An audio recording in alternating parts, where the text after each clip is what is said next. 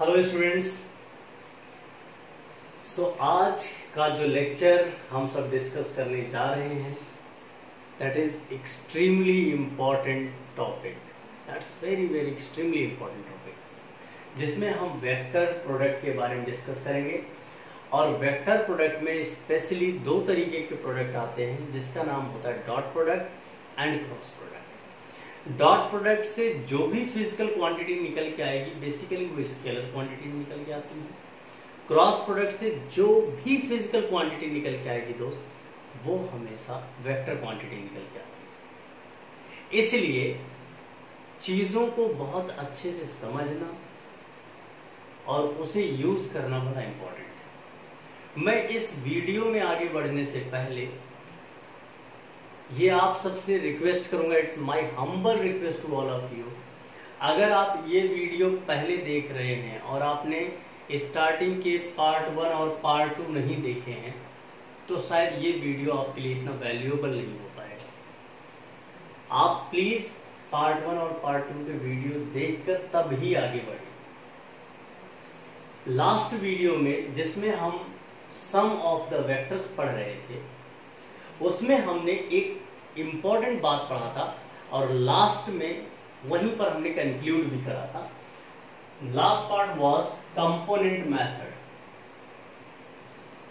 Component method अगर आप सबको थोड़ा सा याद हो तो, और अगर बेटा जी मैं आपसे बार बार रिक्वेस्ट करता हूं कि अगर इस पार्ट को समझना है तो वो तो आना ही चाहिए। और कंपोनेंट मेथड में बेटे मैंने आपको दो बातें सिखाई थी, याद हो आपको, कि कंपोनेंट का मतलब ये होता है बेटे दिए गए वेक्टर को कोऑर्डिनेट सिस्टम के फॉर्म में रिप्रेजेंट करना। और कोऑर्डिनेट सिस्टम में बेटे 3 एक्सिस होते हैं, एक्स वाई एंड जेड, जिसमें से हमने स्टार्टिंग का 2 बनाया। सपोज तीनों एक्सिस हो सकते हैं। मान लिया जाए कि कोई एक वेक्टर आपको दिया गया है जिस वेक्टर का मैग्नीट्यूड है 5 मीटर। ध्यान दीजिएगा बेटा, जिस वेक्टर का मैग्नीट्यूड है 5 मीटर। अब आपसे कहा जा रहा है कि आप इस 5 मीटर वाला जो भी फिजिकल क्वांटिटी है, ये डिस्प्लेसमेंट भी हो सकता है, कुछ और हो सकता है, इसे आप x कंपोनेंट और y कंपोनेंट में ब्रेक करें। और आपको ये बताया जा रहा है कि ये जो 5 मीटर है x एक्सिस के साथ थीटा एंगल फॉर्म कर रहा है।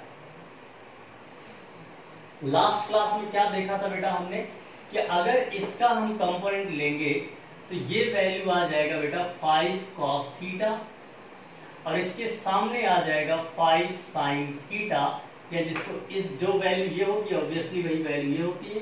So you can write 5 sin theta over here. यानी अब ये जो 5 मीटर था ये 5 cos थीटा और 5 sin थीटा में टूट चुका है। आप चाहे तो अब इस चीज को पूरी तरह से हटा भी सकते हैं। यानी मैं इसका एक नया पिक्चर अगर आपके सामने रिप्रेजेंट करना चाहूं तो कुछ ऐसा मिलेगा।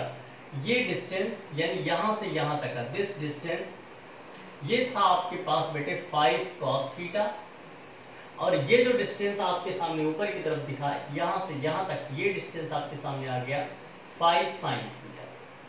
पूरा अब सीन फिनिश हो जाता है यहीं पर। आप इसका नाम A दे दो, इसका नाम B दे दो, डजंट मैटर।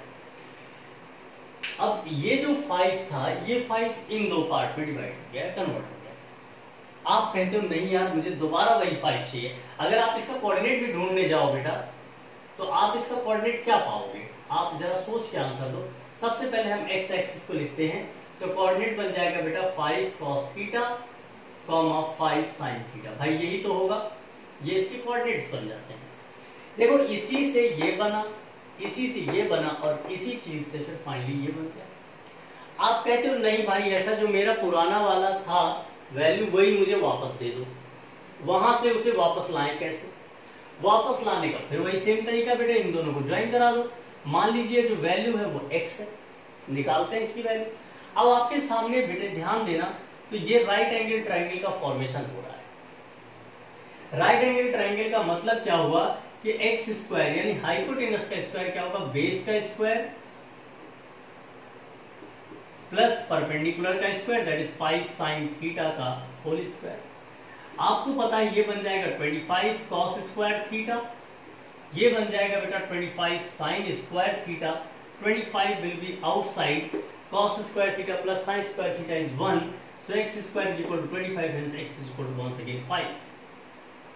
आप देख सकते हैं कोई विशेष फर्क नहीं पड़ता, आप इससे इन फॉर्मेट में तोड़ते हो, इन फॉर्मेट में तोड़ते हो, किस फॉर्मेट में तोड़ते हो, इससे कोई दूर दूर तक लेना देना नहीं है, वैल्यू विल रिमेन्स सेम, लेकिन इन्हें तोड़ना ही कंपोनेंट मेथड कहलाता है।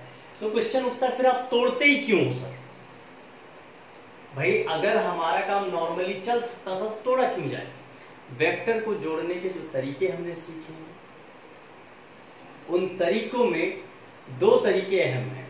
एक वो तरीका जिसमें दो वेक्टर को ऐड किया जा सकता है और एक वो तरीका जिसमें दो से ज्यादा वेक्टर को ऐड किया जा सकता है, और ये उनमें से एक है जिसमें हम दो से ज्यादा वेक्टर को एक साथ ऐड कर सकते हैं या कुछ और कर सकते हैं।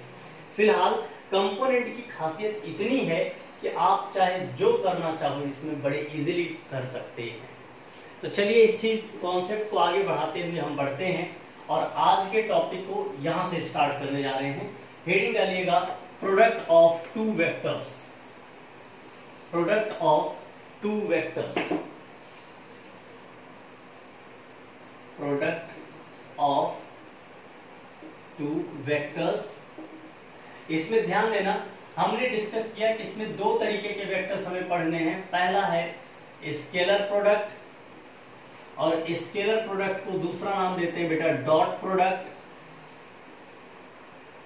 दूसरा है वेक्टर प्रोडक्ट और इसी का नाम देते हैं बेटा, ये है डॉट, और इसका दूसरा नाम होता है क्रॉस प्रोडक्ट। ये दो बातें बड़ी इंपॉर्टेंट है। So let's start. सबसे पहले हम स्केलर प्रोडक्ट की बात करते हैं। स्केलर प्रोडक्ट में मान लिया जाए हमारे पास बेटा, यहां से ध्यान देते हैं, स्केलर प्रोडक्ट दो वेक्टर के मल्टीप्लाई होने से अगर जो रिजल्टेंट वेक्टर आ रहा है अगर वो स्केलर बनता है तो ऐसे प्रोडक्ट को नाम दिया जाता है scalar product. If the resultant quantity becomes scalar after multiplying the two vectors, then such a product is called as a scalar product। और इसको रिप्रेजेंट कैसे किया जा सकता है? सपोज z वेक्टर है जिसमें हम दो वेक्टर को मल्टीप्लाई करके z ले आ रहे हैं। देखो z एक स्केलर है इसलिए इसके ऊपर कोई एरो नहीं है, जबकि a और b दोनों एक वेक्टर हैं, इन दोनों को मल्टीप्लाई कर रहे हैं। तो इसकी वैल्यू क्या होती है बेटे? Magnitude of vector a into magnitude of vector b into cos theta, where theta is the angle between a and b। theta is angle between a and b vector, ये ध्यान रखना। सो अगर हम इस चीज को नॉर्मल लिखें तो इसको लिख सकते हैं A B cos theta, mod और ये सब हटा के मैं नॉर्मल लिख दिया, ये भी मैग्नीट्यूड ही आप मान के चलेंगे। So this is the formula. अब इस बात को थोड़ा और आगे से बढ़ाते हैं, यानी अगर दो वेक्टर का हमें प्रोडक्ट भी मिल गया तो एंगल भी निकाल सकते हैं। जरा ध्यान दिया जाए, हमें ये बात अच्छे से पता है कि एक्स एक्सिस को हम लोग आई कैप से लिखते हैं, वाई एक्सिस को हम जे कैप से लिखते हैं डायरेक्शन के लिए, और z एक्सिस को बेटे k कैप से लिखा जाता है for the sake of the direction. This is the unit vectors, unit vector along x axis, unit vector along y axis, unit vector along z axis. Suppose आपको ऐसा कह दिया जाए, मैं आपसे एक क्वेश्चन पूछता हूं, i डॉट i क्या होगा? i डॉट i का मतलब दोनों का डायरेक्शन के सेम है। अब जरा सुनिएगा बहुत ध्यान से, i का मतलब यूनिट वेक्टर, यूनिट का मतलब वैल्यू तो 1 है, इसकी भी वैल्यू 1 है मैग्नीट्यूड, और दोनों के बीच का एंगल क्या है? 0, तो यानी ये भी 1, और आंसर क्या आ जाएगा? 1। Similarly j cap dot j cap की वैल्यू भी 1, similarly k cap dot k cap की वैल्यू भी दोस्तों 1 आती है। अब i cap i cap dot j cap, i की वैल्यू 1, j की वैल्यू 1, और दोनों के बीच का एंगल मेरे दोस्त 90 degree, and answer will B 0। Similarly i cap into k cap की वैल्यू भी 0, similarly j cap into k cap की वैल्यू भी बेटा 0। तो ध्यान रखना, जब i को i से मल्टीप्लाई करेंगे 1, j को j से मल्टीप्लाई करेंगे 1, k को k से मल्टीप्लाई करेंगे तो 1, लेकिन i j सब ये सब 0 बनते चले जाते हैं। ये बात समझ में आ जानी चाहिए। अब चलिए जरा हम एक छोटे से क्वेश्चन से आगे बढ़ते हैं। मान लिया जाए हमारे पास दो वेक्टर है, suppose we have two vectors a and b, जिनको हम जिनको हम कोऑर्डिनेट सिस्टम के फॉर्म में रिप्रेजेंट कर रहे हैं। सपोज दिया गया है 2i cap plus 3j cap minus k cap. दूसरा वेक्टर है हमारे पास b, जिसकी value i cap minus j cap plus k cap. और आपसे पूछ लिया जा रहा है फाइंड a डॉट b, पहला क्वेश्चन है। Find the magnitude of vector a, दूसरा क्वेश्चन है। Find the magnitude of vector b, तीसरा क्वेश्चन है। Find the angle between a and b, चौथा क्वेश्चन है। ये क्वेश्चन, ये वैल्यू देकर आपसे ये 4 क्वेश्चन कर रहे हैं बेटे। ऐसे क्वेश्चन को कैसे करेंगे जरा देख लेते हैं एक मिनट के लिए। a डॉट b, देखो ध्यान से, तरीके में कोई अंतर नहीं है बेटा, सेम तरीका होता है। आप क्या करेंगे, इसमें से 2i को पकड़ेंगे, जरा ध्यान से समझना बेटा। आप a डॉट b ही तो करने जा रहे हो, तो पहले a वाले का 2i कैप हमने पकड़ा और 2i कैप को किससे मल्टीप्लाई करूंगा, इस पूरे से। i cap minus j cap, बोले यार, i cap minus j cap plus k cap, भाई यही तो करोगे। सिमिलरली फिर आप पकड़ेंगे plus 3j cap, j cap से फिर क्या हो जाएगा मेरे भाई, i cap minus j cap plus k cap. अब लास्ट में किसको पकड़ोगे, सो माइनस k कैप को पकड़ेंगे भाई, और क्या आ जाएगा, i cap minus j cap plus k cap. यही तो होगा यार। अब जरा बात को समझो, i जाएगा यहां मल्टीप्लाई होने, तो i इंटू आई बेटा जी 1, लेकिन i into j 0, i into k 0, यानी ये दोनों तो आपको 0 वैल्यू देंगे, केवल ये आपको वैल्यू देने जा रहा है, और i इंटू आई की वैल्यू आ जाएगा 2, सिंपल, क्योंकि i into I is 1, 1 into 2 2। यहां j जब i से मल्टीप्लाई होगा 0, j फिर जब j से मल्टीप्लाई होगा 1, और j जब k से मल्टीप्लाई होगा फिर 0। यहां वैल्यू आ गई मेरे दोस्त -3, क्यों, क्योंकि plus minus minus, j into j 1। फिर बेटा k आएगा, i से 0 बनाएगा, फिर k जब यहां जाएगा तो 1, बाकी सब 0। फिर बेटा जी माइनस k यानी -1, एंड आंसर विल बी -2। आप सुनिएगा बहुत ध्यान से जो बात यहाँ पर कहा गया है।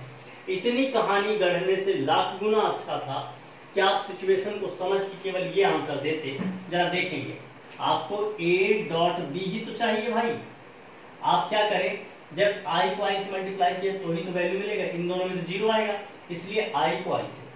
और ध्यान रखना वेक्टर है नहीं, इसलिए कैप गायब हो जाएंगे, तो केवल यहाँ आएगा 2, यहाँ आएगा बेटा -3, यहाँ आएगा -1, एंड आंसर आ जाएगा -2। कहानी गढ़ने की जरूरत ही नहीं है, यानी i को i से, j को j से, k को k से मल्टीप्लाई करो और आंसर ले लो यार, इतनी सी बात थी। इसके बाद हम आगे बढ़ते हैं। नेक्स्ट क्वेश्चन आपसे बेटा इसी में पूछा गया, क्या है क्वेश्चन, मॉड ऑफ ए। ध्यान रखना, ये चीज मैं जैसे स्टार्ट किया तभी बता चुका था, बट फिर भी मॉड ऑफ ए का मतलब क्या होता है बेटे, स्क्वायर करके सबका अंडर रूट ले लिया जाए। सो ये हो जाएगा under root of 2 square plus 3 square plus -1 का स्क्वायर, और आप समझ सकते हैं इसकी वैल्यू हो जाएगी अंडर रूट ऑफ 14।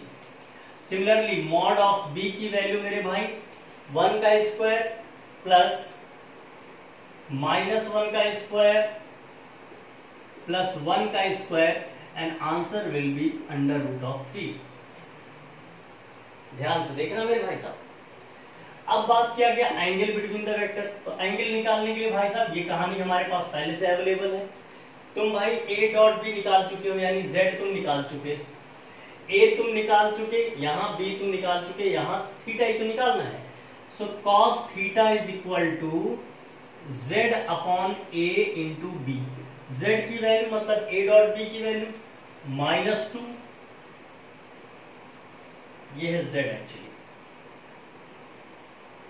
तो -2 upon √14 into √3. So theta is equal to cos inverse -2 upon √42. बेटा ध्यान रखना, जिस एंगल की वैल्यू हमें पता ही नहीं है तो हम ऐसे ही वैल्यू निकाल के छोड़ देंगे. क्या ऐसे क्वेश्चन आप कर सकेंगे? इस तरीके के क्वेश्चन डॉट प्रोडक्ट से अगर आता है तो कर सकेंगे? पक्की बात रहेगी. ओके, सो करते हुए चलना है बेटा. हमें ध्यान देना, एक छोटे से क्वेश्चन से और आप सबसे पूछ के इसको बाइंड अप करते हैं, जिससे हमें लगे कि हाँ नहीं भी आप कर पा रहे हैं. लिख लीजिएगा. फिर वही सारी चीजें पूछूंगा आपसे. A dot B, mod A, mod B और थीटा दिया गया है. There are 2 vectors. फोर्स दिया गया बेटे 3i cap minus j cap plus 2k cap newton, इतना फोर्स है. डिस्प्लेसमेंट दिया गया है i cap plus 2j cap plus k cap, इतना मीटर का डिस्प्लेसमेंट है. Find the work done. So आपको पता है वर्क डन क्या होता है? Dot product of force into displacement. ये करेंगे. दूसरा मॉड ऑफ एफ पूछा गया है, magnitude of force. Mod of displacement पूछा जा रहा है आपसे, और थीटा पूछा जा रहा है, यानी angle between force and displacement. So how we will solve it? 1 minute के अंदर इसका आंसर आ जाना चाहिए आपसे. 1 मिनट बहुत भाई बोल दिया, 1 मिनट में आ जाना चाहिए. जरा देख भैया, पहले वाले को मैं समझाते समझाते बता रहा हूं. वर्क की value F dot D S. चलिए देख बेटा, 3 2 माइनस के साथ प्लस के साथ 2 और आंसर आया बेटा जी 3. इतना जूल वर्क हो गया, पहला पार्ट खत्म. फिर बात करते हैं मॉड ऑफ एफ. ये पहला पार्ट खत्म, B part. Mod of F का मतलब 3 का स्क्वायर 1 का स्क्वायर 2 का स्क्वायर. देख लो भैया, 3 का स्क्वायर माइनस 1 का स्क्वायर प्लस 2 का स्क्वायर एंड फिर ये आ गया √14. मॉड सी वाले पे आओ. मॉड ऑफ एस 1 का स्क्वायर प्लस 2 का स्क्वायर प्लस 1 का स्क्वायर, 1 का स्क्वायर प्लस 2 का स्क्वायर प्लस 1 का स्क्वायर. आंसर आ गया दोस्त √6. थीटा की value last option, theta is equal to cos inverse by W upon Fs.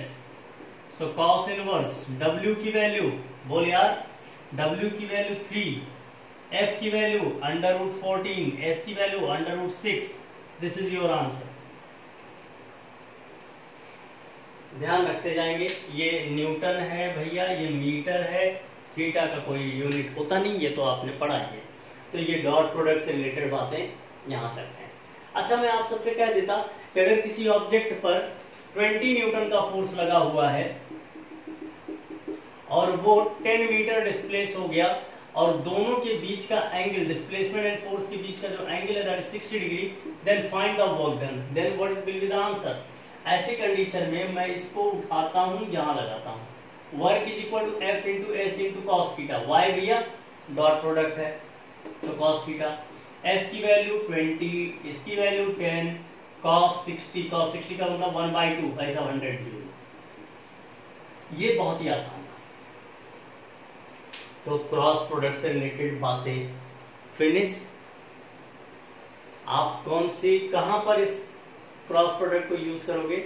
जब 2 वेक्टर मल्टीप्लाई होकर क्या बनाते मेरे भाई? स्केलर. फिर से रिपीट करो.